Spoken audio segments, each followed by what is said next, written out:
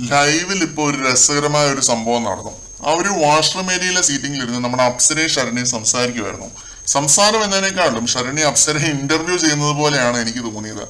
ശരണ്യ ആരോട് വേണ്ടിയാലും അതൊരു ഇന്റർവ്യൂ പോലെയാണ് തോന്നാറുള്ളത്. അത്രയ്ക്ക് റിസർവ്ഡ് ആയിട്ട് വേറുള്ളവരോട് ഇന്ററാക്ട് ചെയ്യുന്ന ബിഗ് ബോസ് ഹൗസിലെ ഒരേ ഒരാളാണ് ശരണ്യ.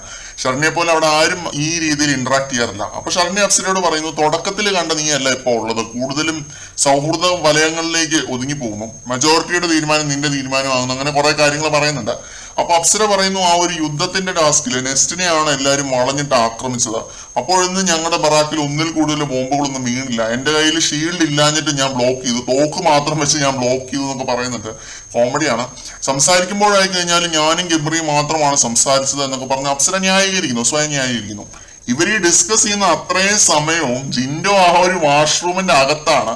CID പണിയുടെ ഭാഗമായിട്ട് ജിൻഡോ അതിനകത്ത് കയറി ഇരുന്നതാണോ എന്നതിൽ വ്യക്തതയില്ല. പക്ഷെ ജിൻഡോ പ്രതീക്ഷിച്ചതുപോലെ ശരണ്യയോ അപ്സരയോ ജിൻഡോയുടെ കുറ്റങ്ങളൊന്നും പറഞ്ഞിട്ടും ഉണ്ടായിരുന്നില്ല. പക്ഷെ CID ഡ്യൂട്ടി ആയിരുന്നു ഇത് എങ്കിൽ ഏതെങ്കിലും ഒരു നോമിനേഷന്റെ സമയത്തോ ഏതെങ്കിലും ഒരു സംസാരിക്കുന്ന ഒരു സമയത്ത് അപ്സരയ്ക്കെതിരെയോ ശരണ്യക്കെതിരെയോ ജിൻഡോ ആഞ്ഞടിക്കുന്ന രീതിയിൽ സംസാരിക്കുന്നത് കാണാം. പുള്ളി എന്തെങ്കിലും ബിറ്റ് പുള്ളിക്ക് കിട്ടിയിട്ടുണ്ടെങ്കിൽ അത് നമുക്ക് കാണാൻ സാധിക്കും. അപ്പൊ നമുക്ക് മനസ്സിലാവും ഇത് CID പണി ആയിരുന്നു എന്ന്. എന്തായാലും ജിൻഡോ ഈ ഡിറ്റക്റ്റീവ് മൂഡ് കുറച്ചുകൂടെ കൂടുതൽ ആക്റ്റീവ് ആക്കി എടുക്കണം എന്നൊരു അഭിപ്രായം എനിക്കുണ്ട്. പുള്ളിയെ കുറിച്ച് കുറെ പേര് ഓരോ മുക്കിലും മൂലയിരുന്ന് കുറെ കുറ്റം പറയാറുള്ളതാണ്.